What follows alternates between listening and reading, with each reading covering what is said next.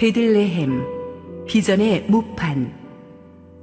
룻기 1장 22절, 사무엘상 16장 1절, 마태복음 2장 4절에서 6절 말씀입니다. 나오미가 모압 지방에서 그의 며느리 모압 여인 룻과 함께 돌아왔는데 그들이 보리 추수 시작할 때에 베들레헴에 이르렀더라. 여호와께서 사무엘에게 이르시되 내가 이미 사울을 버려 이스라엘 왕이 되지 못하게 하였거늘 내가 그를 위하여 언제까지 슬퍼하겠느냐. 너는 뿔에 기름을 채워 가지고 가라. 내가 너를 베들레헴 사람 이새에게로 보내리니 이는 내가 그의 아들 중에서 한 왕을 보았느니라 하시는지라. 왕이 모든 대제사장과 백성의 서기관들을 모아 그리스도가 어디서 나겠느냐 물으니 이르되 유대 베들레헴이오니 이는 선지자로 이렇게 기록된 바 또 유대 땅 베들레헴아 너는 유대 고을 중에서 가장 작지 아니하도다.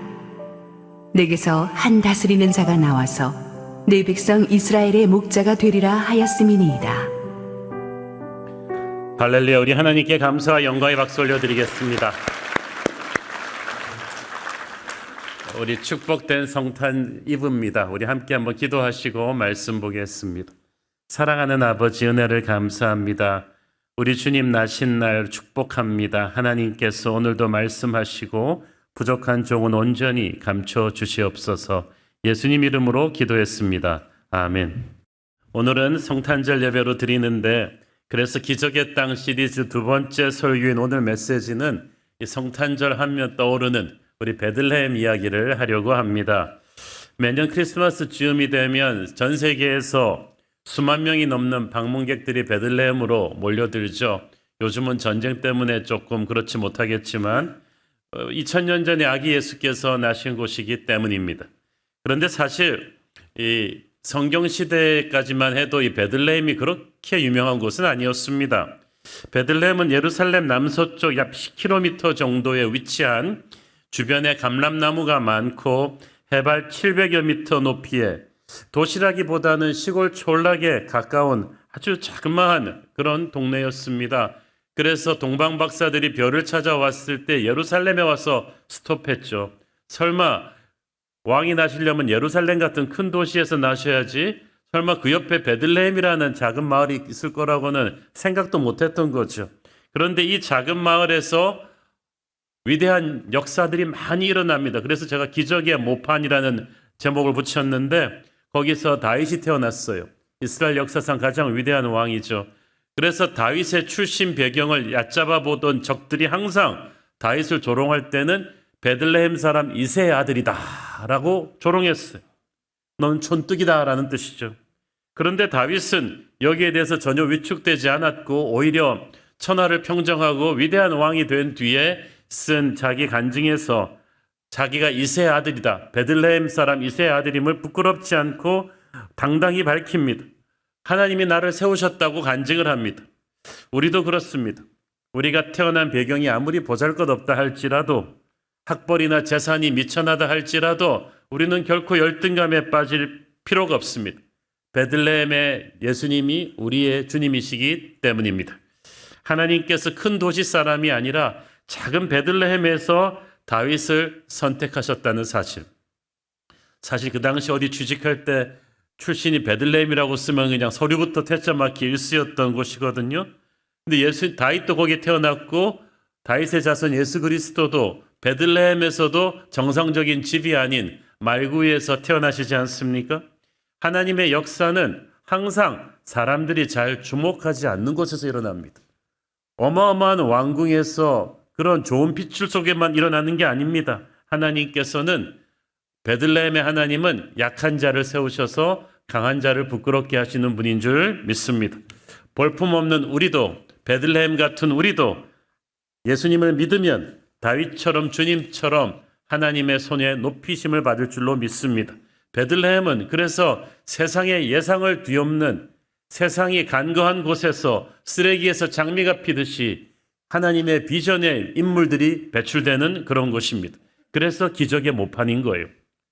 자, 베들레헴에서 우리 성경에서 본격적인 하나님의 역사가 이루어지는 것은 사실 예수님 탄생하기 훨씬 전, 다윗이 태어나기 훨씬 전으로 거슬러 올라갑니다. 그것은 룻기에서부터 시작하죠. 룻기 1장 22절 읽습니다.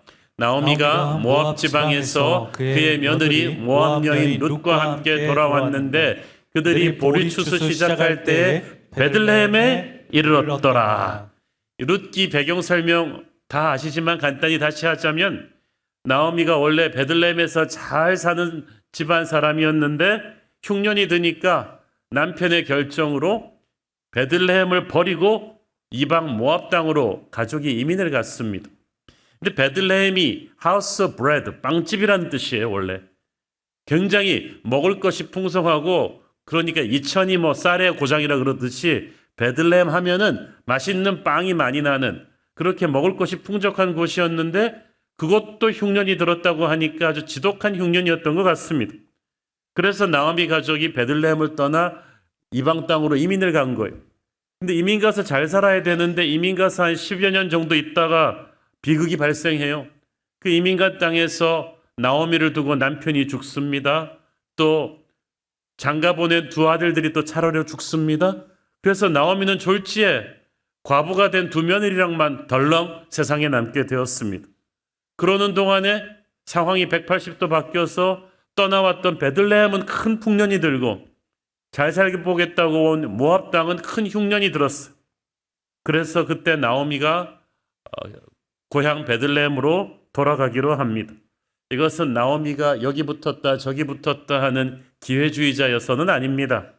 사실 이 모압 땅으로 이민 오겠다는 결정은 죽은 남편이 했거든요. 그런데 잘 살아보겠다고 온 모압 땅에서 너무나 많은 고난을 겪으면서 나오미가 영적으로 원인 분석을 했을 거예요. 그리고 무릎을 쳤습니다. 이 모든 비극은 내가 있어야 될 하나님의 땅, 은혜의 땅 베들레헴을 성급하게 떠나서 오는 데서부터 비롯되었구나. 내가 세상에서 좀 잘 살아보겠다고 베들레헴에 조금 흉년이 들었다고 견디지 않고 경솔하게 거기를 버리고 모압 땅으로 오는 데서부터 이 모든 어려움이 시작되었구나라는 걸 느낀 거예요. 그래서 나오미가 돌아옵니다. 돌아오는 나오미는 이전과는 완전히 달라져 있었어요. 이전에 베들레헴에서 부잣집 마나님으로 존경받던 나오미가 아니었습니다. 가난해져서만 아니에요. 삶을 대하는 자세가 완전히 달라져 있었어요. 마음이 겸손해지고 비장해졌고 오직 하나님의 은혜를 갈급해하게 되었습니다. 하나님은 바로 그런 가난하고 겸손한 마음을 기뻐하십니다. 바로 그런 마음에 하나님의 회복의 축복을 담아주시는 것입니다. 베들레헴은 어떤 것이냐?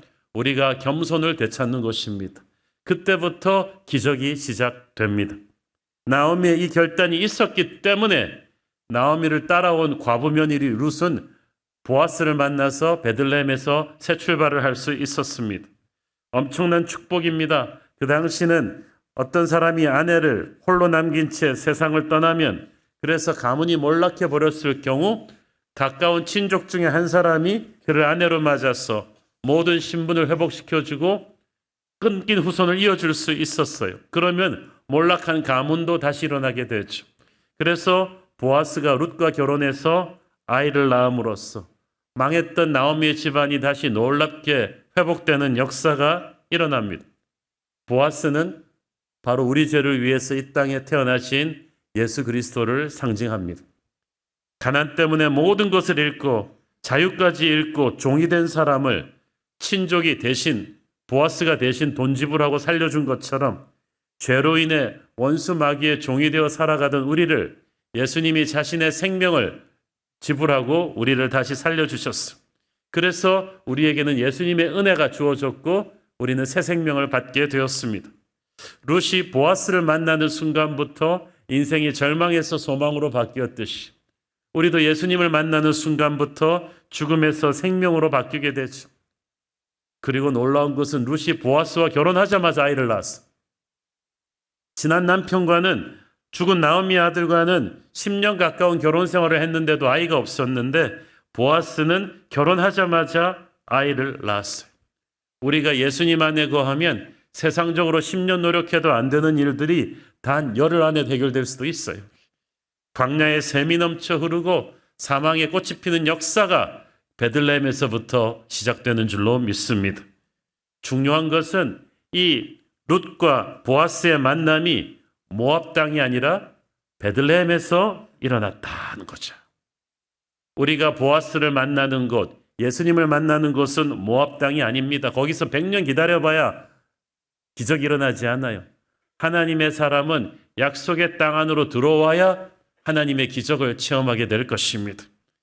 우리의 인생의 보아스를 만나는 곳, 주님과의 거룩한 만남의 축복이 이루어지는 곳은 바로 우리가 있어야 될 약속의 땅인 줄 믿습니다. 그런데 우리가 먹고 살기 위해서 모압 땅으로 자꾸 경솔하게 도망가니까 일이 꼬이는 거예요.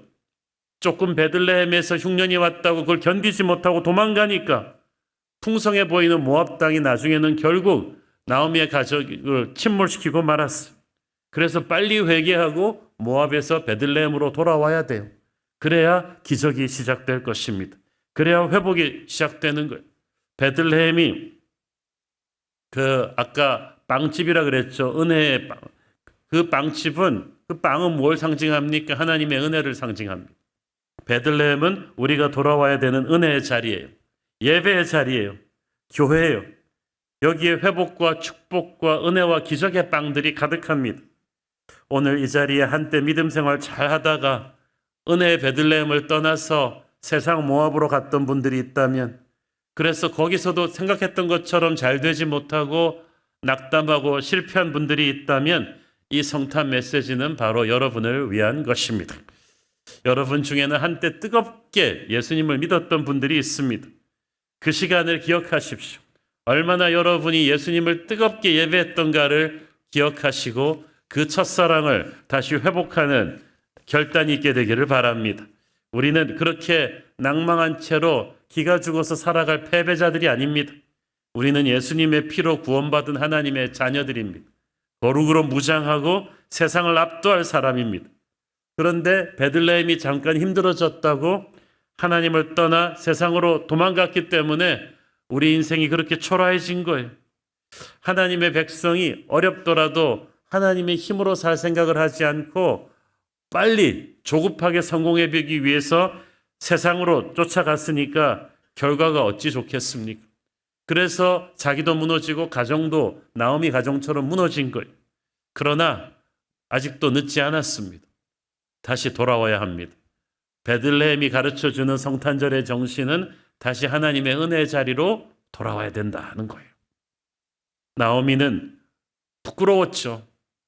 얼마나 잘 살았는지 뻔히 아는데 사람들이 이민 가서 성공하지 못하고 망해서 돌아오니까. 그렇지만 부끄러워도 돌아와야 돼요. 여기 와서 은혜의 빵을 먹어야만 되는 거죠. 마귀는 우리가 돌아가지 못하도록 방해해요. 야, 너 창피해서 무슨 얼굴로 돌아갈래? 하나님은 너를 다시 받아주지 않을 거야. 하나님 얼마나 무서운 분인데. 그러나 하나님은 사랑의 하나님이십니다. 우리가 비록 세상 쾌락을 쫓아서 잠시 베들레헴을 떠나서 도망갔지만 하나님의 백성이 돌아오기를 기다리고 계십니다. 탕자가 아버지의 가슴에 못을 받고 도망갔지만 그래도 아버지는 항상 동구 밖에서 탕자를 기다렸듯이 하나님은 다시 살 길을 열어주실 준비를 하고 계십니다. 여기서 또 우리가 주목할 것은 룻기의 주인공은 룻이지만 룻기의 축복의 시작은 시어머니 나오미였다는 사실이죠. 나오미가 돌아오기로 하지 않았다면 룻의 축복은 없었을 거예요. 나오미를 따라 룻이 돌아왔기 때문에 그녀의 자손들은 훗날 다윗과 예수 그리스도의 조상이 되는 축복을 받습니다. 나오미의 결단이 있었기 때문에 베들레헴의 크리스마스가 있는 거예요. 나오미가 돌아오기로 결단하지 않았다면 룻의 축복은 없죠. 나오미는 하나님 믿는 신자고 며느리 룻은 아직까지 불신자였어요. 그러나 룻은 시어머니를 통해서 하나님을 믿기로 한 거예요. 그러니까 나오미가 믿음의 1세대고 룻은 믿음의 2세대예요. 그러면 뭐예요? 하나님을 믿기로 하나님께 돌아오기로 하는 결단은 믿음의 1세대가 해야 되는 거예요. 나오미가 단추를 풀어야 룻의 기적이 시작될 것입니다. 여러분이 믿음의 결단을 해야 여러분의 자녀가 살아날 줄로 믿습니다. 하나님을 믿었지만 세상적으로 믿었던 죄를 우리 부모 세대가 회개해야 됩니다. 그래야 우리의 자녀 세대가 회복이 될 줄로 믿습니다. 나오미가 없으면 룻도 없었다. 부모님들, 여러분이 주님 안으로 온전히 들어와서 회복되면 여러분의 자녀들은 베들레헴의 축복을 누리게 될 것입니다. 나오미와 며느리 룻이 베들레헴에 돌아온 타이밍 기가 막힙니다. 본문 1장 22절을 보니까 그들이 보리 추수 시작할 때에 베들레헴에 이르렀더라. 추수가 시작되었다는 말은 베들레헴에 풍년이 들었다는 말이죠. 그 말 자체가 기가 막힌 어떤 힌트예요. 이제부터는 축복의 새로운 시즌이 열릴 것이다. 흉년 때문에 떠났는데 돌아올 때는 풍년이다. 내 아버지의 집에는 먹을 것이 많다. 하나님께서는 고난을 통해 회개하고 돌아온 사람에게 반드시 축복의 새로운 시즌을 열어주실 것입니다. 고난이라는 고통스러운 언덕을 넘고 나면 우리는 하나님의 새 그림을 기대해도 될 것입니다. 왜? 회개하고 돌아왔으니까. 하나님이 기다리시는 약속의 땅 안으로 들어왔으니까. 하나님께서는 이제 나오미와 룻을 도울 사람들과 장소와 상황을 곳곳에 이제 베들레헴 땅에 준비해 놓고 계셨어요. 여러분, 제가 옛날에 한번 그런 말 한 적이 있을 거예요. 은혜의 땅은 어디를 가도 축복의 지뢰밭이다. 어디를 밟아도 터지게 돼 있어요. 그치? 코너를 돌아도 나를 복줄 사람이 기다리고 있고, 좌회전에도 나를 복줄 사람이 기다리고 있고, 심지어 유턴을 해도 나를 복줄 사람이 기다리고 있습니다. 하나님의 천사들이 베들레헴에 가득가득, 모압 땅에서는 찾아볼 수 없던 하늘의 천사들이 여러분의 앞길에서 정확한 타이밍에 정확한 사람을 만나게 하셔서 여러분을 축복할 것입니다. 앞으로 가도 복을 받고 뒤로 가도 복을 받는 우연으로 보이는 하나님의 섭리가 계속해서 밀려드는 것이 바로 베들레헴인 줄로 믿습니다. 그러므로 망설이지 마십시오. 하나님께서는 보라, 지금이 은혜 받을 때요, 지금이 구원받을 때다. 우리의 인생이 이제 회복될 때가 되었다는 거예요. 우리의 힘으로 우리 인생의 깨진 그릇을 다시 채울 수 없습니다. 하나님께서 메워주셔야 합니다.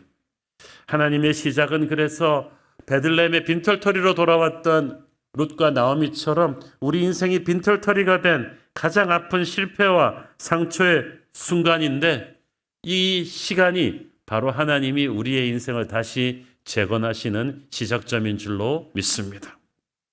나오미와 룻이 베들레헴으로 돌아올 때가 보리 추수가 시작되던 때다. 근데 이때가 언젠가 하면 훗날 예수님이 십자가에서 돌아가신 6월절 그 타이밍이었다. 이것이 우연이겠습니까? 우리의 모든 과거의 상처와 실패는 하나님께로 돌아갈 때 해결이 되는데, 특히 예수님의 십자가로 돌아갈 때 다시 해결이 될 줄로 믿습니다. 지금 이 설교를 듣고 계신 분들 중에서 베들레헴으로 돌아오는 나오미 룻처럼 세상에서 너무 망해가지고 몸과 마음이 지쳐있는 분들이 있다면 십자가의 은혜 앞으로 망설이지 말고 돌아오시기를 바랍니다.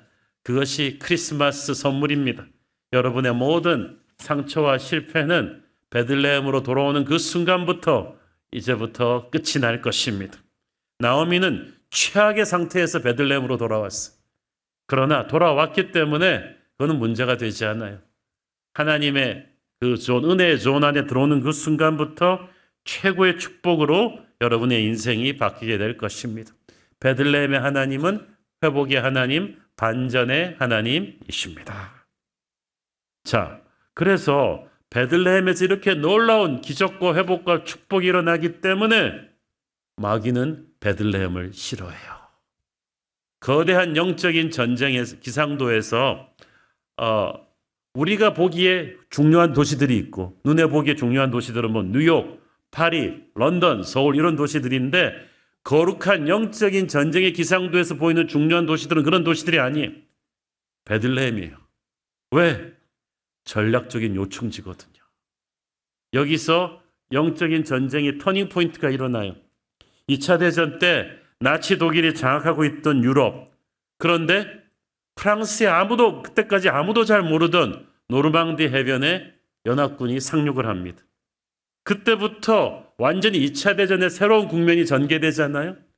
그때까지부터 나치 독일은 공격 전쟁에서 방어 전쟁으로 바뀌게 되고 곳곳에서 후퇴하다가 마침내 나중에 멸망하게 되죠. 노르망디가 바로 터닝 포인트였던 거예요. 그때까지 세상 사람들 아무도 모르던 도시였죠. 노르망디 해변. 프랑스에 가봐도 지금도 여러분이 파리를 가고 니스를 가지고 노르망디는 잘 가보지 않아요. 그런데 2차 대전의 운명을 바꾼 것이 바로 거기에, 그게 전략적 요충지라는 거예요. 베들레헴이 그렇습니다. 조용하게 태어나신 예수님을 품은 작은 마을이지만 영적인 세계에서는 베들레헴에서 모든 것이 바뀌었어요. 마태복음 2장 6절 읽습니다. 또 유대 땅 베들레헴아 너는 유대 고을 중에서 가장 작지 아니하도다. 네게서 한 다스리는 자가 나와서 내 백성 이스라엘의 목자가 되리라 하였음이니이다. 할렐루야. 베들레헴은 작지 않다. 영적인 눈으로 보면 마귀도 안다는 거, 여기가 얼마나 중요한 것인지. 그래서 영적인 공격을 많이 받았어요, 베들레헴이. 역대상 11장에 보면은 다윗이 왕이 된 직후에 블레셋의 대군이 막 왕이 되어서 아직 다윗이 나라를 안정시키지 못했을 때 다윗이 떠오르기도 전에 침몰시키겠다고 어마어마한 대군을 몰고 왔어요. 그런데 어디다 진을 쳤는 줄 아세요? 다윗의 고향 베들레헴 앞에다 진을 쳐버렸어요. 의도적으로 그런 거예요. 그래서 의도적으로 다윗이 나고 자란 고향 베들레헴에 진을 치고 저쪽 앞에 온 다윗의 군대한테 시위한 거죠. 다윗, 네 고향부터 시작해서 앞으로 네가 사랑하는 모든 걸 파괴할 거야. 블레셋은 이런 조롱을 한 거죠. 이걸 지켜보고 있는 다윗이 얼마나 마음이 아팠겠어요. 왕으로서 경거망동할 수는 없고. 그런데 우리는 그때 어떤 일이 일어났는지 알잖아요. 그때 적의 의도를 파악하고 왕의 아픈 마음을 파악한 다윗의 세 용사가 일어났어. 단 3명이 수만 명의 블레셋 대군의 포위망을 뚫고 베들레헴의 우물에 가서 물을 길어 옵니다. 그것은 단순히 다윗의 갈증을 해결시켜 주기 위함이 아니었어요. 다윗에게 치욕감을 안겨주려던, 베들레헴을 공격해서 다윗에게 치욕감을 안겨주고 이스라엘을 겁주려던 적에게 역으로 치욕을 안겨주는 통쾌한 일이었죠. 어떤 메시지였을까요? 야, 니들 블레셋은 우리 3명한테도 단번에 뚫리면서 너희들이 뭘 할 수 있어? 우리의 죽은 다윗은 감히 너희 따위에게 모욕당할 뿐이 아니시다. 베들레헴은 이제부터 수치의 장소가 아니라 반격의 시발점이 될 것이다. 그래서 세 용사의 이 용기로 인해서 블레셋은 오히려 그냥 역공을 맞아버렸어요. 다윗을 모욕 주려고 했다가 자기들이 역공을 맞아버렸죠. 그런데 저는 이 전투가 그냥 우연이라고 생각하지 않습니다. 베들레헴이기 때문에 그걸 받은 거예요. 그래서 여러분, 지금도 그렇습니다. 기적이 일어나기 전에는 항상 영적인 공격이 있어요. 성경에서 말하는 모든 기적을 보세요. 홍해가 갈라지기 전에 애굽의 전체대가 우리를 쫓아왔단 말이죠. 베들레헴에서 아기 예수가 태어날 때 헤롯이 거기를 죽이려고 하고 이 모든 일들이 일어나요. 그러므로 여러분 그걸 두려워하지 마세요. 영적인 공격이 올 때 위축될 게 아니라 야, 기적이 일어나겠구나. 여기가 정말 중요한 땅이구나. 내가 정말 중요한 사람이구나. 그래서 베들레헴 정신은 영적 전쟁을 두려워하지 않는 것입니다. 우리를 공격해오는 마귀에게 오히려 역공을 가하는 것입니다. 이 베들레헴에 대한 공격은 아기 예수가 태어날 때도 계속되었죠. 우리가 알지 않습니까? 동방 박사들이 예수님을 경배하고 난 직후에 하나님의 음성을 듣고 헤롯 왕에게 가서 알려주지 않고 바로 집으로 가버렸다는 거. 요셉과 마리아도 동방 박사의 귀띔, 성령의 인도하심을 받고 바로 애굽으로 피난을 가버렸죠. 뒤늦게 그 사실을 알고 헤롯이 분노해가지고 베들레헴 근처에 2살 미만의 모든 사내 아이를 다 죽여버리라고 그랬죠. 마을이 작았지만 그때 한 수십 명은 희생당했을 것이라고 학자들은 추측합니다. 베들레헴을 공격한 이 헤롯 왕의 분노는 마귀의 분노입니다. 마귀가 시키지 않고는 있을 수 없는 일이죠. 이 백그라운드에 어떤 일이 일어났는지 요한계시록 12장에 나오죠. 거기서 보면 한 여자가 임신해서 아이를 베고 해산하는데 붉은 용이 이를 막 공격하려고 쫓아와요.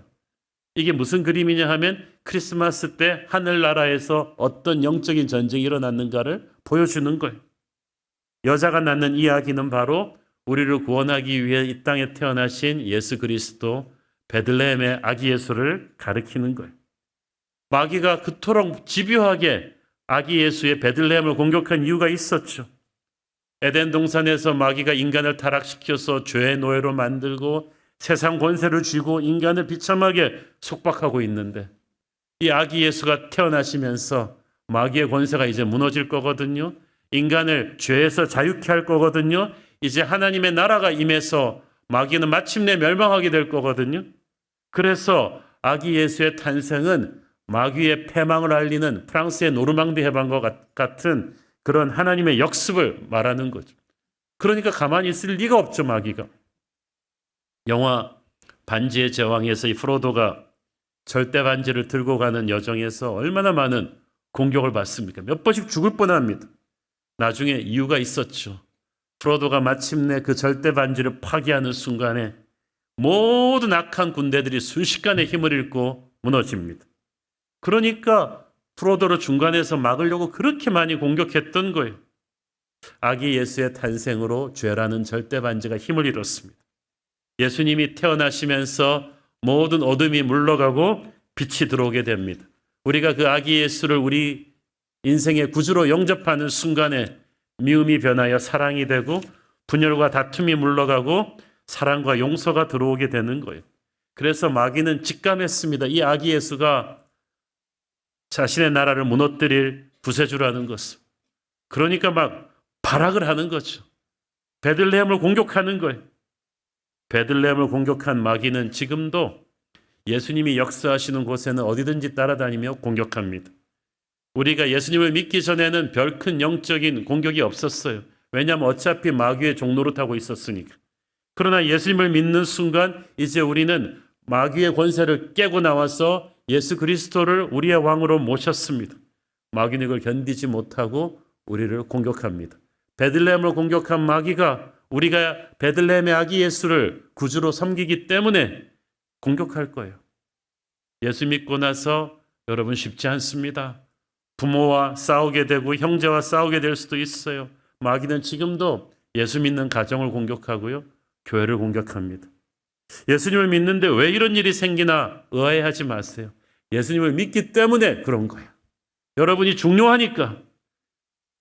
다윗이 중요하니까 다윗의 고향 베들레헴을 공격했던 것처럼, 예수님이 중요하니까 베들레헴을 공격했던 것처럼 마귀는 여러분을 통해서 주님이 하실 일이 중요하니까 여러분을 공격하는 거예요. 그러므로 여러분 베들레헴 정신, 영적인 전쟁을 두려워하지 마십시오. 영적 공격을 당할 때 나도 주님의 반열에 서는구나, 다윗의 반열에 서는구나, 하나님이 나를 위해서 통해서 행하실 일이 크구나 하고 포기하지 않고 나가면 하나님께서 최후 승리를 주실 줄 믿습니다. 베들레헴의 정신을 저는 스피릿 베틀레헴이라고 부르고 싶은데 아까도 말씀드렸듯이 겸손입니다. 베들레헴에 돌아온 나오미와 룻이 가장 밑바닥에서부터 다시 시작합니다. 사실 그 당시 별다른 기술 없이 여인들도 당장 시작할 수 있는 것이 이삭 줍는 일이었죠. 가장 극빈 계층 사람들이 하는 일이었습니다.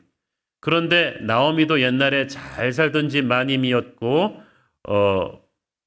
모압 땅에서 룻도 잘 살았거든요. 그런데 하루아침에 일용직 노동자가 되는 거예요. 남의 밭에서 눈치를 보면서 이제 이삭을 주어야 하는 딱한 신세가 되었는데 이 남부끄러운 일을 룻이 자청하고 나섰어요. 저는 이것을 중요하게 봅니다. 룻이 그 천하고 힘든 자리까지 내려가서 이삭 줍는 자리까지 내려갔더니 거기에 누가 기다리고 있었습니까? 보아스가 기다리고 있었다는 거죠. 우리의 인생을 상상도 못할 축복의 자리로 끌어올려줄 보아스가 내가 망했다고 생각하고 겸손히 내려간 그 밑바닥에서 기다리고 있었다는 거죠. 요셉이 노예에서 죄수로 내려갈 수 없을 때까지 내려갔지만 그 자리를 마다하지 않고 겸손히 섬겼을 때 거기서 이집트 왕궁으로 직행하는 하나님의 구원의 길이 기다리고 있었듯이 그래서 하나님이 우리에게 가르쳐 주시고 있는 룻의 베들레헴 정신은 자존심을 버리고 하나님을 믿고 내려가야 될 때는 끝까지 내려가는 거예요. 제가 미국 설교로 그 말을 들은 적이 있는데 If you want to go up, you must first go down. 올라가고 싶으면 먼저 내려가는 법을 배워야 한다. 우리 주님도 베들레헴의 정신을 보여주신 분이잖아요. 하늘 보좌 위에서 낮고 낮은 땅까지 떨어지시고 내려오셨어요. 십자가 이르기까지 내려지셨는데 그를 하나님이 높이셔서 모든 이름 위에 뛰어난 이름으로 만들어 주셨습니다. 우리가 베들레헴의 정신은 우리 주님의 마음을 본받아서 롯의 마음을 본받아서 우리가 내려가야 될 때 부끄러워하지 않고 주님을 믿고 끝까지 내려가면 그리고 그 자리에서 최선을 다하면 하나님께서 그 밑바닥에서부터 축복의 보아스로 가는 길을 열어주실 것이다 라는 뜻이죠. 다윗도 그랬어요. 룻의 중손자. 이 사람도 정말 베들레헴의 그 촌사람 이새의 8째 아들 중에서도 막내로 가장 형들이 안 하는 들의 목동일을 했었는데 그는 그 목동일을 대충 하지 않았습니다. 이를 갈면서 지들은 흥청망청 놀고 나는 이딴 일을 시켜 그러지 않았다는 거예요. 다윗은 목동일을 정성스럽게 했어요. 그래서 사실은 이 목동일을 하면서 훗날 왕이 되는 마음도 그때 배운 거죠. 여러분, 제가 이스라엘에 가서 다윗이 쳤던 그 진짜 양들을 봤는데요. 성화에 나오는 새하얗고 예쁜 마티즈 같은 양들이 아니에요. 정말 더러워요. 정말 그냥 쓰레기로 목욕한 것 같은 그런 더러운 양들이 있는데 그런 양들을 다 끌어안고 씻기고 먹이고 하는 걸 하면서 다윗은 어떤 인간도 품고 다루는 것을 배웠을 거예요. 그리고 그는 맹수의 습격으로부터 양들을 지키기 위해서 날마다 돌팔매 연습을 했어요. 여러분, 우리가 쉽게 얘기하지만요. 사자와 고모가 맞닥뜨려서 단판에 죽이지 않으면 던진 사람이 죽죠. 그러니까 다윗은 목숨을 걸고 돌팔매 연습을 계속했고 훗날 골리앗과 만나서 단방에 골리앗을 침몰시켰던 그 실력은 하루아침에 쌓은 게 아닙니다. 베들레헴의 정신으로 다윗이 가장 낮은 자리에서 최선을 다했기 때문에 빚어진 실력이죠. 무엇보다 다윗은 외롭고 힘든 이 목동 시절에 하나님을 예배하는 예배자가 되었어요. 예배자에게 중요한 건 간절하고 가난한 마음으로 하나님만 구하는 열정인데 이게 세상적으로 너무 많이 가진 사람은 되기가 어려워요. 예배의 마음을 배우려면 우리가 조금 가난해야 되고요. 병들고 망하고 세상적으로 가진 거 없고 시간도 많고 외롭고 쓸쓸하고 이럴 때 우리는 예배자가 됩니다. 간절한 마음의 예배자가 되죠. 그런 마음으로 예배자가 되니까 다윗은 나중에 모든 것을 소유한 왕이 된 뒤에도 뭐라고 그럽니까? 내가 원하는 딱 한 가지 소원은 그거밖에 없다. 하나님의 집에 평생 사는 것이다. 하나님의 아름다움을 사모하고 그의 성전을 사모하는 것, 나의 소원은 딱 그것뿐이다. 이게 베들레헴 정신이에요. 저는 여러분이 잘 되든 못 되든 변함없는 이 가난한 마음의 예배자가 되기를 바랍니다. 처음 아기 예수의 탄생을 전해들은 누가복음의 베들레헴의 목자들도 그런 영적인 열정이 있었죠. 베들레헴의 목자들은요, 특히 밤에 양떼 치는 목자들은 목자들 중에서도 가장 하급 목자들이에요. 그런데 그래서 겸손한 거예요. 그래서 천사가 전해주는 아기 예수의 탄생의 소식을 들었을 때 그들은 망설이지 않았어요. 그래? 그러면서 총같이 달려간 거예요. 베들레헴은요, 해발 700m 높이에 있습니다. 순식간에 달려 올라가기 쉽지 않은 곳이. 그런데 달려갔다는 거예요. 믿음은 행동이에요. 행동하지 않는 건 우리가 바빠서가 아니라 교만해서 그래요. 그러나 어린아이처럼 겸손한 사람은 항상 예수님이 최우선 순위에 놓여 있습니다. 바쁘다는 핑계, 힘들다는 핑계, 마음이 교만해서 그런 거예요. 그러나 겸손한 베들레헴의 예배자들은 아기 예수 소식을 듣고 총알같이 달려갔죠. 여러분도 그렇게 하십시오. 어떤 상황에서라도 예수님의 이야기를 들으면 예배의 순간이 오면 달려가세요. 저는 그것이 베들레헴 정신이라고 믿습니다. The Spirit of Christmas. 크리스마스 정신은 곧 베들레헴의 정신이다. 저는 감히 그렇게 말하고 싶어요. 세상은 겉만 보고 쉽게 무시하는 베들레헴이었습니다. 그러나 거기서 다윗 왕이 태어나고 우리 주님이 태어나셨어요. 그러므로 우리는 세상이 교회를 우습게 보고 무시해도 결코 기죽지 말아야 돼요. 화려한 세상보다 더 위대하신 하나님께서 교회를 통해서 역사하기 때문이에요. 세상 사람들이 겉모습만 보고 우리를 무시해도 우리는 기죽으면 안 돼요. 우리는 약하지만 우리 안에 계신 주님은 강하시기 때문입니다. 우리가 주님과 동행하기만 한다면 우리가 아무리 초라하고 낮은 자리에 있다 할지라도 주님은 우리를 높이시고 써주실 것입니다. 그것이 베들레헴에서 나신 아기 예수의 메시지예요. 베들레헴은 우리의 영적인 첫사랑의 자리라고 했죠. 은혜의 빵집이라고 했습니다. 그곳은 기도의 자리고 예배의 자리고 교회 공동체의 품입니다. 우리 인생이 힘들고 어려워질 때마다 우리는 그곳으로 돌아가야만 돼요. 처음부터 떠나서도 안 되었지만 떠났더라도 돌아와야 돼요. 돌아가는 걸 원치 않는 마귀의 방해와 공격이 있을 텐데 그래도 우리는 항상 베들레헴으로 돌아와야만 돼요. 베들레헴으로 돌아와야 거기서부터 기적이 일어나요. 거기서 우리는 축복의 보아스를 예수님의 손을 만날 것입니다. 이 축복된 크리스마스에 베들레헴으로 정신으로 무장한 저와 여러분이 말구에 나신 구주 예수 그리스도의 은혜를 뜨겁게 감사하고 찬양하는 시간 되기를 축원합니다. 기도하겠습니다. 주님 은혜를 감사합니다. 오늘 베들레헴에 나신 우리 아기 예수, 그분의 은혜를 우리가 묵상합니다. 베들레헴은 볼품없는 곳이었지만 하나님의 위대한 비전들이 이루어지는 비전의 모판인 줄을 믿습니다. 주님, 우리가 그 베들레헴의 마음으로 살게 하옵소서. 예수님 이름으로 기도했습니다. 아멘.